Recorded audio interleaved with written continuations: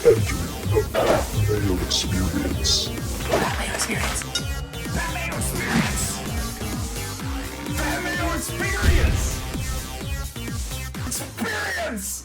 Welcome to the Pat Mayo Experience, presented by DraftKings Honda Classic Research, picks, preview, guests, the odds. We're going to do a flyover of the course and all that fun stuff. It's a terrible tournament with a terrible field. That's what you get when you get sandwiched in between two events that have a $20 million purse and $3.6 million to the winner. And then the next 2 weeks, another $20 million prize pool, and then a $25 million prize pool. When you're only giving out $8.4 million at the Honda Classic, it's going to be a bad time for the field. If it's not for the top three guys in this field, this is essentially a mid-tier DP World Tour event.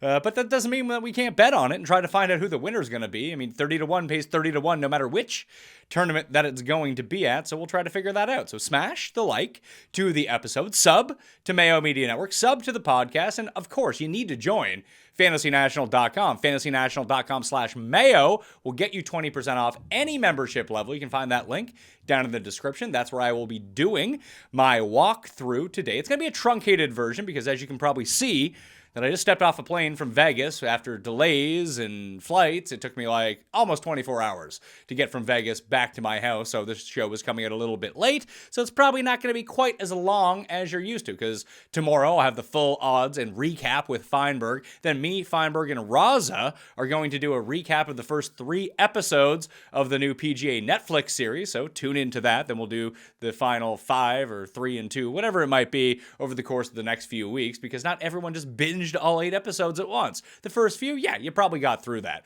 And the Listeners League is now open. There's 3,000 spots. It's been filling by like Tuesday afternoon at this point. So go get your spot. Reserve it right now. Down in the description. Easy to find.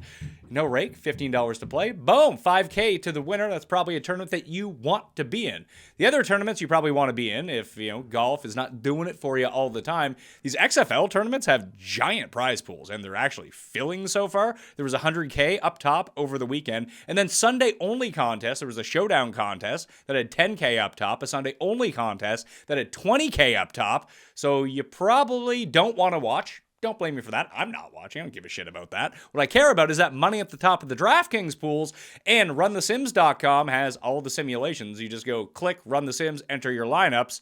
You can customize them if you really want to, or just trust what the system is providing. And there's monthly memberships right now at RunTheSims.com. Code Mayo will get you 10% off on that.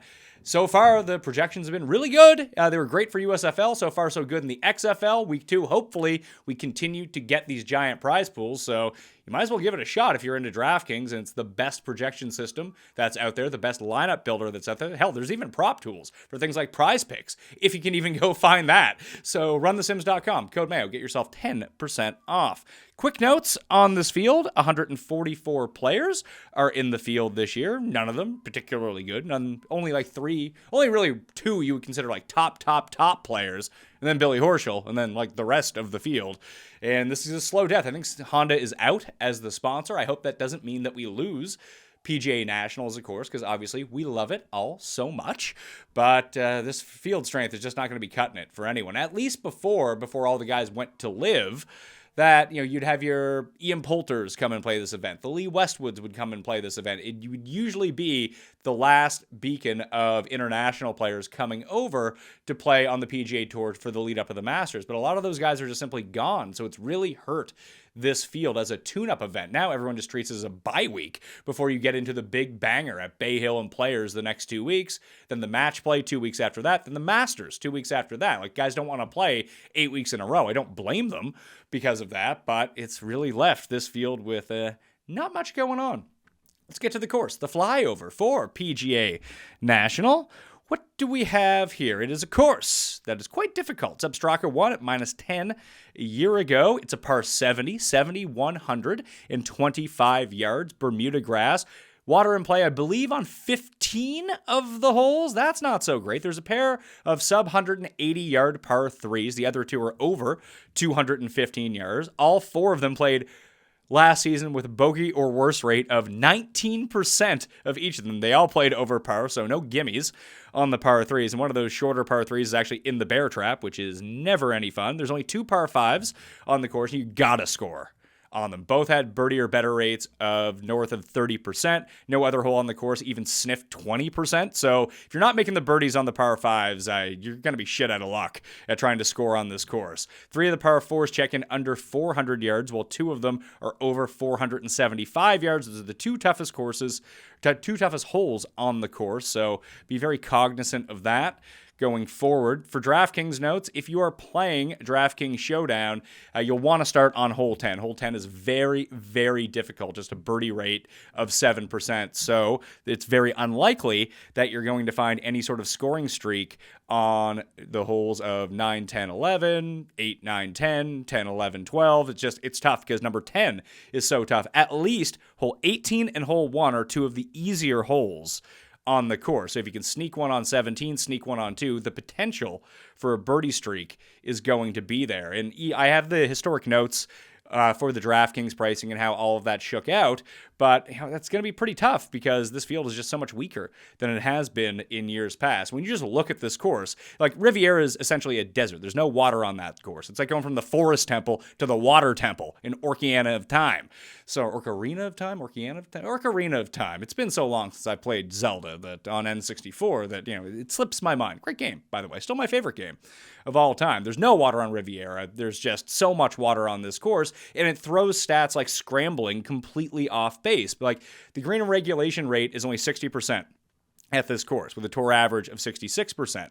And if you miss a green and regulation, you might just be out of bounds off the tee in the water and having to re-tee it. So it's not like you're just missing the green by a few inches here and there and you're on the fringe or slightly into the rough in the shaved areas and you can get it up and down pretty easily. That's not really the case at PGA National. So you normally think like short game because of missed greens and regulation are going to be so huge. I mean, it's important, obviously, but a lot of the times you're going to have to get it up and down from like 163 yards after a drop. That's not great news. So it's very difficult to figure out. Some of these mid-irons are going to be very important on this course. I mean, obviously you don't want your guys hitting into the water, but in order to avoid 80s and 77s on your card, it's going to be the case. Like over 1,600 balls have been hit into the water just on the bear trap alone, 15, 16, and 17 since 2007.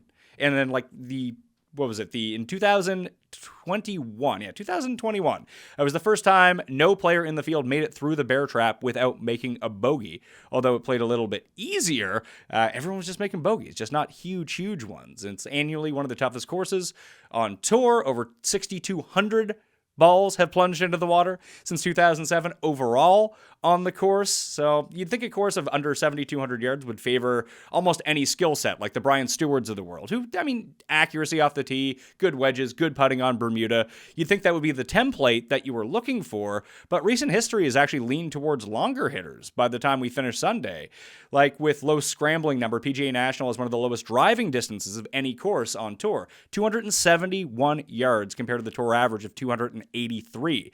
Thing is, since the deep drivers have to lay up a little bit more, their accuracy actually improves, and they still have shorter clubs into the greens because they're longer hitters to begin with. So you have the benefit of the shorter clubs into the green. It makes the two par 5s much more gettable, and the longer hitters may have the advantage in cutting through the wind if that ends up picking up. The historic cut line has been over par, so that's just something to think about when you're putting your players together. Yeah, you can use almost anyone across the board, but we have seen in terms of the past winners, and we go over to Fantasy National, we can see that right now, that it's some of the longer guys who end up hitting. We go back and look at the tournament history and who the winners have been at this course. Seb Straka wins a year ago after Berger absolutely blew it. Remember, Lowry got caught in that rainstorm on 18. He finished one shot back. Straka was 7 back after Thursday, but then shot a 64 on Friday to get back into it. Of the top 24 finishers, 22 of them gained strokes on approach. Lowry and Kurt Kitayama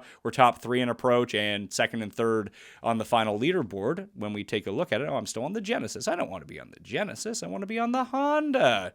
Don't I? I don't need I was trying to fill out my showdown lineups for round 4, but I actually missed the deadline because I was not home in time. So just to take a look at the past champions at this course, we'll take a look at Seb Straka, Shane Lowry. We're not actually even getting Kurt Kitayama this time around. It's like Keith Mitchell. You think of this as like the Keith Mitchell Open. He's playing great golf. No, he's taking a pass this year as well. Noren's actually going to be in the field. So like the top guys in the field, and we take a look at strokes gained over the past 5 years. Ben An, Shane Lowry, Seb Straka, Sung Jae, and Alex Noren. Sam Ryder up there in only 3 starts. And obviously Sam Ryder playing some good golf at the moment. It's a bit scary. He's having a good run at Genesis at the moment, but a lot of that is due to putting. It's sort of like the anti-Johnny Vegas, who is just absolutely striping it, but can't putt to save his life, has made the cut at least in 5 consecutive turns at the Honda Classic. No finish better than T16, but he's playing some pretty decent golf coming in right now. It's just going to be hard to fade Sung Jae because he, Lowry, and Billy Horschel are just by far the best guys in the field. But Straka wins at -10. Matt Jones, now on live, -12. Sung Jae Im wins in 2020 at -6. That was right before the pandemic started. We were all there at the DFS Open. Keith Mitchell, -9. Justin Thomas, -8. Beat my guy, Luke List, in the playoff that time around. Ricky, -12. Adam Scott, -9. Patty Harrington, -6. I really hope that we don't lose this tournament, honestly. Maybe, I mean, a lot of it is just, I like a hard challenge on the PGA Tour, and every year this one provides one that's really good. As you can see, all those strokes gained approach, driving off the tee, huge at this event. Obviously, Gary Woodland starting to play some good golf once again at the moment. And then, you have your shorter hitters like your John let me get the voice better for that one. John, there's Brian Stewart, like I talked about. Like, these guys are in play, but when you have Straka, Lowry, Kitayama, Woodland near the top, I mean, it kind of leans bigger hitters in terms of driving distance. And we can go back and kind of look at some other years, too. Matt Jones absolutely clobbered the field when he won at -12. But then you have, like, Brandon Hagee, Bomber, Danny McCarthy, obviously not. Russell Henley, who had won this event in the past. Brendan Steele, he just went to the Live Tour. He's a bigger hitter. And then you have some of your shorter guys. And maybe it gets weeded out a little bit because some of the top-end players just aren't playing in this tournament anymore. And generally speaking, most of the top-end players are some of the bigger hitters on the PGA Tour. So maybe that was a part of it, too. Now that the field is a bit watered down, maybe some of these shorter hitters can find themselves hoisting a novelty check by the end of Sunday. Sung Jae, Lowry, Billy Ho, the best 3 in the field. Then you have like Noren, Straka, Kirk, Denny McCarthy, Aaron Wise is back playing. You can see Pendrith on the screen, Hayden Buckley, Steven Yeager, Sam Ryder, Noren, Nick Hardy, Ben Taylor, Cooch. Cooch is going to be like 40-1 this week. We'll get to that when we get to the odds. Svensson, Poston, Davis Riley, Cam Davis. Let's see, Min Woo Lee, Adrian Moronk. They're both playing over from the DP World Tour. Thomas Dietrich's in the field as well. So it's not like a bad field. Like, if you're super into golf, this is actually a really fun field to try to bet on because it has some of our favorites. Pearson and Cootie, whatever the hell that guy's name is. Let's see, Cootie. There we are. Pearson Cootie has won twice on the Korn Ferry Tour in his past 13 starts. He won like 2 weeks ago in Panama. Although he has 4 starts so far in 2023. He's missed the cut in 3 of them. He has a win in the other one. So he's like completely boom or bust at this point. But he does have those 2 wins on the Tour Down. So that is worth noting at the moment. And you can just kind of take a look at what these guys are up to. It's not really much. Like, Justin Hadley's a really good player in this field. I'm probably going to bet Vegas. Although I'm looking at what I guessed for his odds. And I don't know if I can bet Johnny Vegas at 35-1. But you got to bet someone in this field. Maybe we can try to get the stats to help us out just a little bit. So let's load that up right now. Take a look at what we got. Shrink it to past 24 rounds. Try to get some hot play coming in. Where's PGA National? There we go. PGA National, the stat model looks like approach and ball striking, 25% and 10%. Opportunities gained, 5%. I did want to ratchet this around a little bit. I'm going to shrink par 4s just 5%. A little bit there, but down to 15%. So par 4s gained 15%, par 5s gained 10%, fairways gained 5%. But I do want to have that lean on driving distance, like a 70-30-ish split when we take a look at it. So we'll go 14% on driving distance, 6% on fairways gained, bogey avoidance 5%, proximity 200 plus yards at 5%, 175 to 200, 5%. You can go even shorter than that if you really want to, but there's 2 of the par 3s are going to play. I mean, all 4 three of the par fours are going to play both in these buckets, and then these kind of correlate a little bit, at least in my mind, with par fives, because you're going to have those longer approaches coming in to try to set yourself up for easy birdies or eagle attempts on these. If you want to use the bucket of like 100 to 125, I think that makes a lot of sense too. But there are some forced layups at this course, so a lot of the guys will be hitting out of similar buckets, unlike a lot of courses where distance is really going to dictate that. You're not going to see a lot of guys go around that spot. So we take a look at the average shot distribution. Like, you see very few from inside 100, like 150 to 175, 23%. You move up 25%, 17%. So that's all the majority of shots coming from beyond 150 yards. And a lot of these other ones are up and downs. They're layups after your guy gets it put into the water. You can see the average three putts down. We take a look at the average driving distance, way down again at 273. Green regulation proximity is pretty low. That's always fun to see. And when you take a look at the historic cut lines, generally always over par. +3, +2, +4, +3, +6, +1. It hasn't even been at even since at least 2007.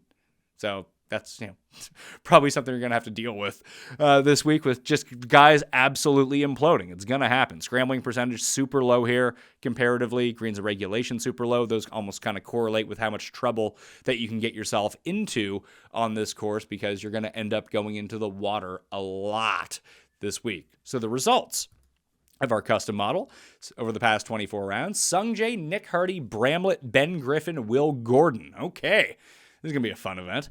Charlie Hoffman, Davis Riley, Johnny Vegas, Hayden Buckley, Shane Lowry. That's your top 10. Then you're into Dietrich, Lipsky, Ben Taylor. Lipsky's numbers are going to look worse after Riviera because he's having a really terrible weekend, but he did make the weekend at Riviera, so that's worth something. Ben Taylor as well was another guy who made it into the weekend. Very good at bogey avoidance. Overall, over the past 24 rounds, good at scoring on par fours, good at opportunities gained, and he does hit it out there quite a ways. 30th in this field in terms of driving distance. You'll see like Vegas is up at 21st. I wonder who the best guys are. Brandon Matthews, Minwoo. Oh, man, Minwoo's won worldwide. Maybe we have to go to Minwoo here, although I think his odds are going to be relatively unfair. Oh, my God, Kevin Chappell is in this field? Good Lord. Pendrith is really interesting, because I just want to take a little bit of a deeper dive on Pendrith for a minute. You can see bent is his preferred putting surface, although it's not a long track record by any means. Has been the worst on Bermuda, but just look at a lot of the places where he's played well. Pebble, short course. Phoenix, a bit longer. Farmers, a bit longer. American Express, they're not like long, but they're not short at the same time. RSM, those are shorter courses. 15th, 7th of the shorter courses. So I just thought that was kind of interesting, even to look back at it. Like, the Players last year, that's a shorter course. It's a Pete Dye track. He came in 13th. Honda, he was 25th last year. Not to say that he can't play well at some of the longer courses. Bermuda is another one. Super short track on, get this, Bermuda grass, 5th at that tournament. So I don't know what it is. It's almost like a sort of like the parallel that we had with Gary Woodland over that time, where there are these guys that hit the ball super far, some of the longest in the field in terms of driving distance, but they tend to do their best work at shorter courses, which I always kind of find interesting. And like Cam Davis is another one who tends to play a little bit better. And weirdly, both of these guys play really well at Rocket Mortgage as well. Maybe it's the bent grass that you have in Detroit that they both putt really well on, but I thought that was sort of interesting as well. You can kind of see like, let's see, John Deere, shorter course, 8th. Charles Schwab, shorter course, 7th. RBC Heritage, shorter course, 3rd. I don't think he played well. He didn't play the Honda. How has he done at the Honda in his career? Has he ever played it? 33rd, 8th, and 59th. Never missed a cut. Great approach numbers, great off the tee numbers. It hasn't been a good run, obviously, for Cam Davis as of late, but to put him back in your mind's eye, mainly because this field is so weak, you might have to bet on some talent going upward. Someone like Kevin Tway playing some pretty good golf. We identified him as a sleeper last week on this show for the Genesis, and the last I checked, he was inside the top 20. So regardless of what he does, he paid off his $6,200 price tag on DraftKings this week. Didn't realize Dietrich hit the ball so far. Interesting stuff there with him. Minwoo. And like, even to go back and look at the past champions, a lot of international winners, mainly because international players tend to be the better players in this field over time. Let's see, approach play. Russell Knox, he's always up there, but is that really going to work out for us? Who knows? He lost in a playoff. I think Henley won the year, or Rory won the year that he lost. It was a 4-man playoff. Ryan Palmer was in it, Rory was in it, Henley was in it, and Knox feel like I missed a name somewhere along that line. Either way, he didn't win. Hardy, Shelton, EVR, Straka. And Straka's been on a bad run as of late, too. Trying to see what he gets up to. Yeah, he's 21st at the Century, but he had a very poor offseason before that. First, 33rd, and 27th. Gained 6 strokes putting, but was very good across the board. Gained 9.2 strokes tee to green overall. So it's funny.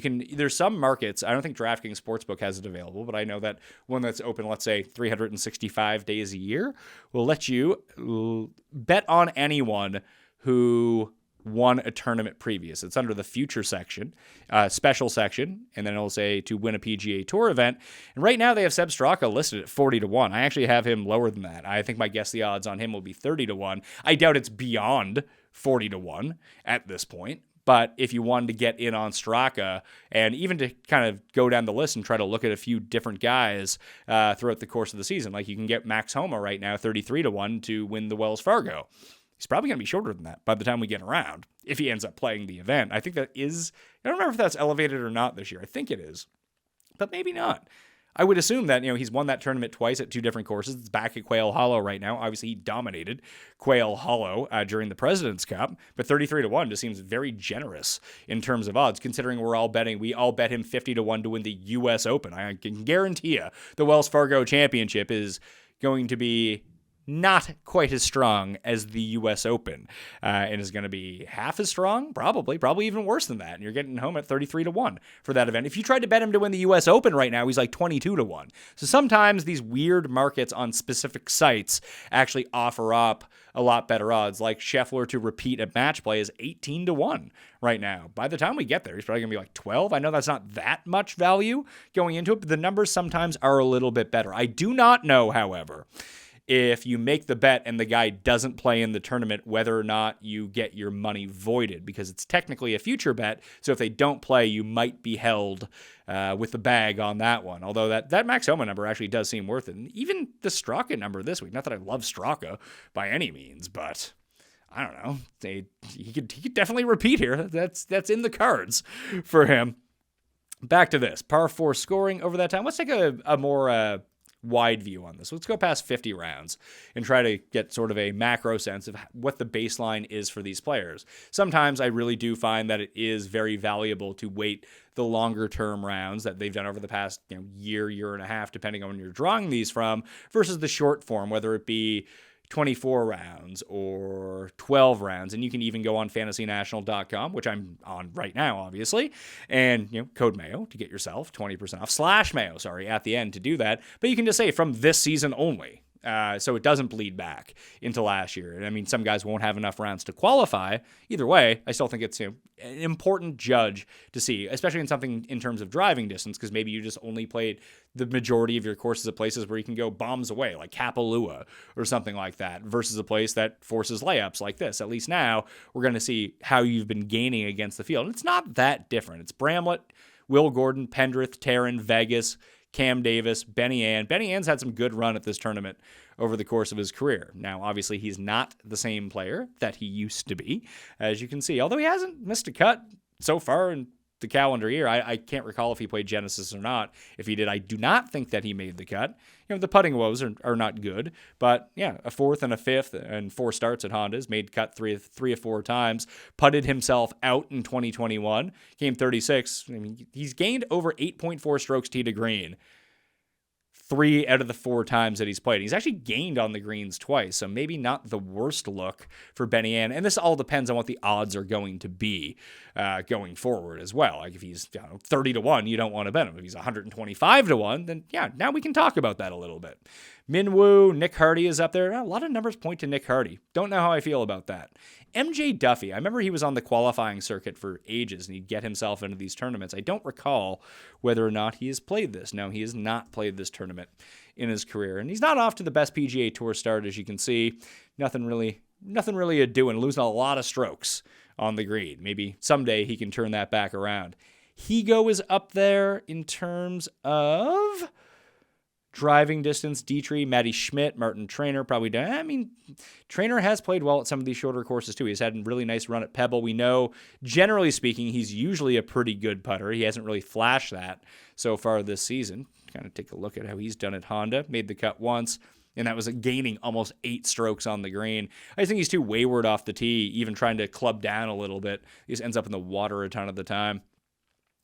Who else can we go to? Like, honestly, it's a pretty tough event to try to cap, just based on, your good guys at the top, and you can kind of see that. The plus 200 proximity, who were the best guys in the field? Sungjae and Lowry. Then Aaron Wise. Maybe Justin Suh. How has he been doing? He made the cut at the Farmers. He made the cut at Riv. So he's made every cut this season except for at Shriners, and that was back at the beginning of November. I did want to take a look at Sanderson Farms and Sony, though. Because those fields are so weak, we've seen a lot of crossover leaderboards at those events over the years. So this is Sanderson Farms. Mac Hughes won. Straka was in second. Okay, there we go. Maybe that's just confirmation bias, trying to look at it, but we're trying to find out the people that can really help us out this week. Keegan's had some good run at PGA National over the years. I can't believe Woodland is where are Woodland, Ricky, and Day? Honest to God, you're trying to get into the majors and the Masters, right? I know that you're qualified for these other events. Oh, Akshay Bhatia is playing. Sweet. Probably bet on him. Lose all my money. Vince Norman as well. He's another guy I love to bet on. Absolutely reeks. Probably going to take all your money. Back to, where the hell were we? Leaderboards for, there we are. The Sanderson Farms. So S.H. Kim, Callum Taryn, who just continues to bite me in the ass. Hayden Buckley had a good run. And, you can throw Mayakoba into this mix too if you really want to. But Hayden Buckley, 19th at Sanderson Farms. Obviously, he came runner-up at Sony to see, Kim. That time around, Ben Griffin, Russell Knox, Taylor Moore, Will Gordon. And we'll take another look here. See Hayden Buckley, Chris Kirk, another guy who's had some tremendous performances over the years at the Honda Classic. Lipsky and Ben Taylor are both in the field this time around. Maybe it's Cooch, man. Maybe Cooch is actually a look this week. Playing some good golf, playing well at longer courses where he really shouldn't. We'll take a look at how he's been doing so far this season. He should have a top 15, top 10, top 20, whatever it might be at the Riv this week. Now, a lot of it is going to be based off putting, but still 7th at the Sony. Made the cut at Mayakoba. Played well at the Fortinet. So he's lingered around a little bit. Obviously, he's won Mayakoba and Sony in the past, and maybe this is just the last little vestige of his career. We saw Patty Harrington winning a playoff over Daniel Berger here. I know that was 8 years ago or 9 years ago, but he was still an old man at the time. Dude's on the senior tour now. It's not his first year on the senior tour. Who else do we got cooking here? Sammy Burns has had some good run in Honda. Obviously, he's not in the field this time around. Yagabomb, Seabez, Denny McCarthy.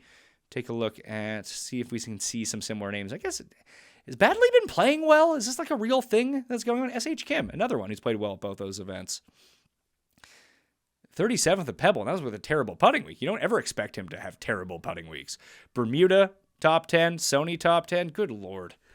I wonder what his odds are going to be completely unfair. I almost guarantee you, but maybe he'll be $6,100 on. He hasn't played this event since 2006.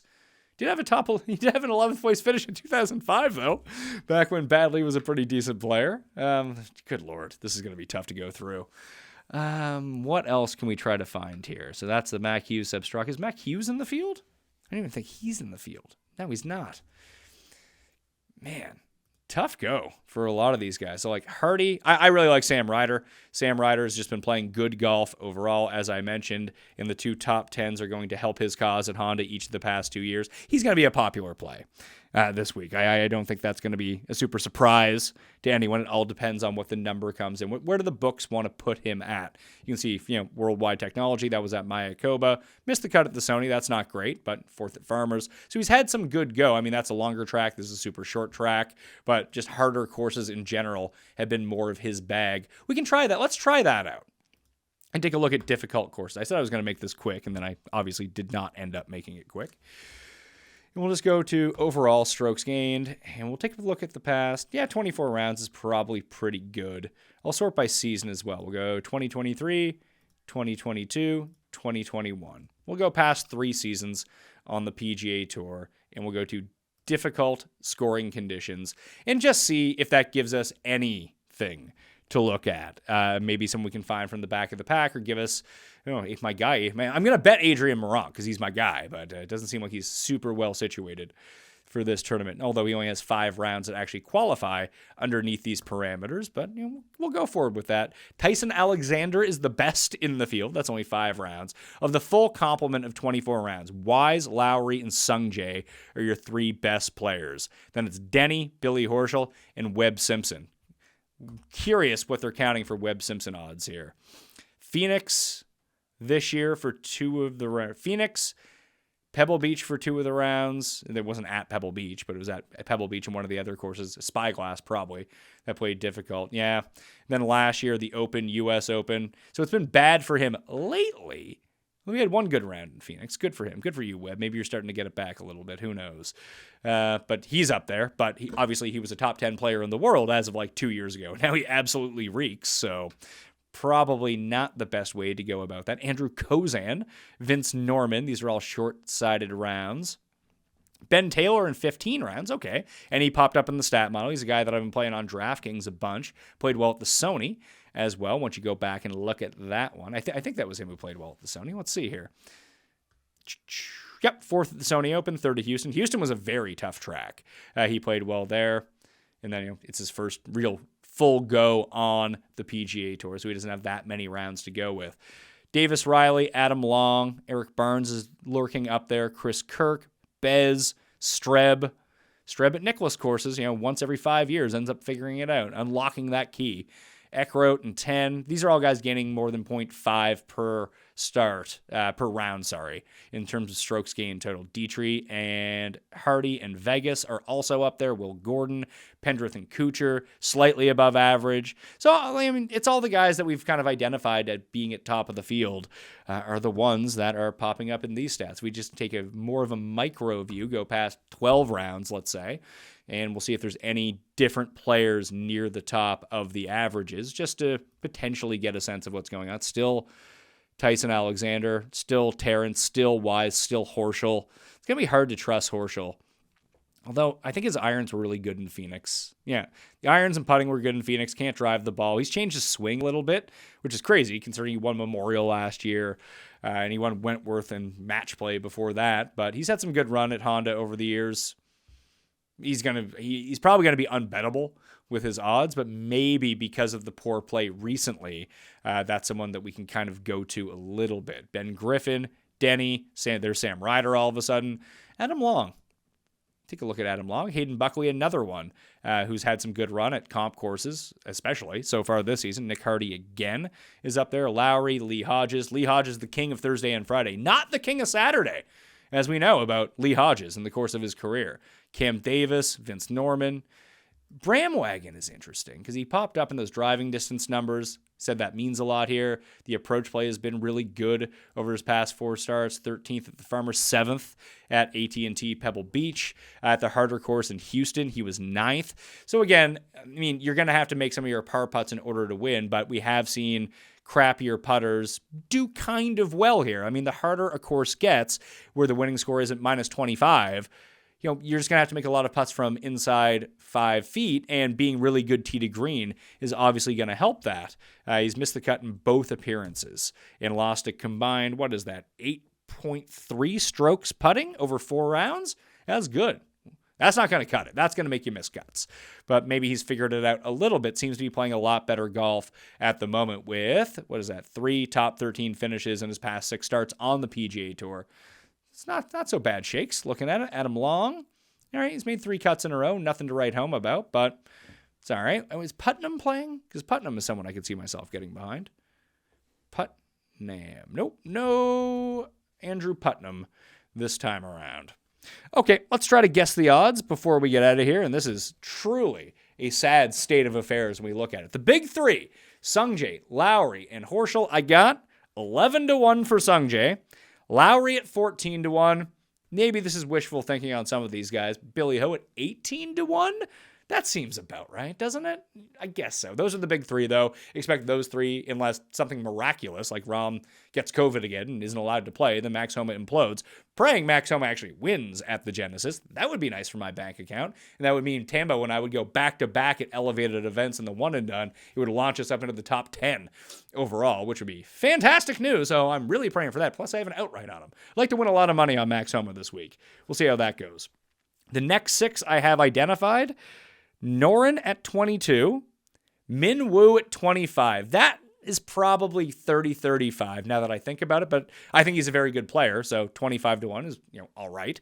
We'll see how that is. Kirk at 25, Denny at 25, Aaron Wise at 28, Seb Straka at 30. I do believe that is the next tier of players in terms of odds in this field. After that, Vegas and Kuchar at 35-1, Svensson and Poston and Davis Riley and Sam Ryder at 40-1, Cam Davis and Taylor Pendrith at 45-1. You might get like Moronk at 50-1. Dietrich might end up at, Lord knows, he could be anywhere from 25 to 55, depending on how the market actually feels about him and which book that you end up going to. From what I can remember, DraftKings Sportsbook is very good to us at opening some of the Euro guys a lot longer than they probably should be at some of the more international books that you see. So, site shop around, but usually get good international odds at DraftKings Sportsbook on some of the guys that you might want to pick this week. And guys like Dietrich and Minwoo and Moronk. I don't think Dietrich's won on the Euro Tour, but he's come second a lot of times. Minwoo has. He won the Scottish Open like 3 years ago. The guy's a really good player. And, obviously Moronk won the Irish Open, so maybe you want to, and those are both coastal-style courses. Maybe they'll fit in really well. Both those guys bomb it off the tee and have been pretty consistent playing on the DP World Tour. Moronk's actually having a pretty good run at Riviera right now, so that is something to look at. And don't be scared of Johnny Vegas and whatever he finishes on the weekend, mainly because that is all putting related. The ball striking is still superb right now. So he's been first round leader at this venue before. So maybe that's the bet with him. Maybe it's just a first round leader week instead of betting outright. Bet like Chris Kirk in Vegas, all these dudes who just never win but actually end up being first round leaders. That might be the play that we're looking at this week. Jeff and I will break it down more on Monday. And then Wednesday, obviously Tambo and I will go through all the DraftKings picks, the final bets, the weather, the strategy for the week, and then the newsletter. We'll have all of the final plays. You can sub to that down in the description right now, or just search Mayo Media Substack, and boom, completely free to join. You'll get it emailed directly to you. FantasyNational.com/Mayo to get 20% off all of the tools, all of the stats, and make your own lineups. Do your own research. I hear that's a big thing on the internet these days, doing your own research. But at least this one's for golf picks, not medical advice. And you'll get 20% off to do it if you use FantasyNational.com/Mayo. RunTheSims.com, code Mayo for XFL, and the Listeners League is now available down in the description. I will see you Wednesday, Tuesday, and Monday, and Thursday this week. But until then, I'll see you next time. Experience! Experience!